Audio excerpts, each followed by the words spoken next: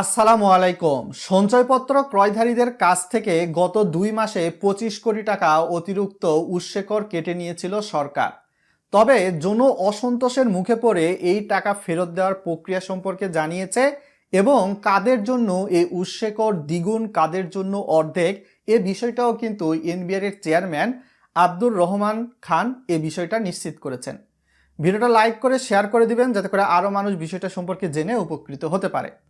তো সঞ্চয়পত্রের বর্তমান সময়ে যে রুলস বিবেচনা করা হয়েছে 2026 সালের 1 জানুয়ারি থেকে 5 লক্ষ টাকার কম বা বেশি বিনিয়োগ করলেও উৎসে কর 10%।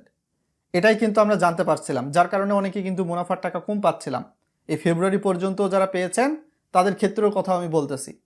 তো এনবিআর এর চেয়ারম্যান আব্দুর রহমান খান তিনি নিশ্চিত করেছেন যে বিশেষ করে 5 লক্ষ টাকার কম হোক বা বেশি বিনিয়োগ করুক, যারা প্রাতিষ্ঠানিক পর্যায়ে বিনিয়োগ করেন, যারা অর্গানাইজেশন বা স্কুল কলেজ প্রতিষ্ঠানের হয়ে বিনিয়োগ করেন বা প্রভিডেন্ট ফান্ডের টাকা বিনিয়োগ করেন, তাদের জন্য উৎসে কর হবে 10%, 5 লক্ষ টাকার কম বা বেশি বিনিয়োগ করলে।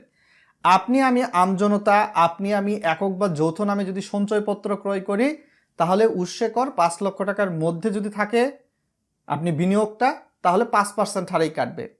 আর যদি আপনার বিনিয়োগটা 5 লক্ষের বেশি হয় তাহলে উৎসে কর 10% হারে কাটবে। সেটা 3 ধরনের সঞ্চয়পত্রে: পরিবার সঞ্চয়পত্র, 3 মাস অন্তর মুনাফাভিত্তিক সঞ্চয়পত্র, বাংলাদেশ সঞ্চয়পত্র। কেননা পেনশনার সঞ্চয়পত্র যেটা রয়েছে এই সঞ্চয়পত্রে 5 লক্ষ পর্যন্ত বিনিয়োগে কোনো উৎসে কর নেই। 5 লক্ষের বেশি যখন বিনিয়োগ করে তখন উৎসে কর হয়ে যায় 10%। আর এই যে মুনাফার টাকাটা যাদের ইতিমধ্যে কেটে নিয়েছে, 5 লক্ষর মধ্যে বিনিয়োগ ছিল, ক্ষুদ্র বিনিয়োগদাতা যারা রয়েছে 14 লক্ষ, এরকম 25 কোটি টাকা কেটে নিয়েছে। বিভিন্ন নিউজ পেপারের সোর্স থেকে আমরা বিষয়টা নিশ্চিত করতেছি। তো সেখানে বলা হয়েছে যে আপনাদের টাকা হয়তোবা ফেব্রুয়ারি মাসেও যারা পাবেন তাদের হয়তোবা 5 লক্ষ টাকার কম থাকলেও 10% হারেই কাটা হবে।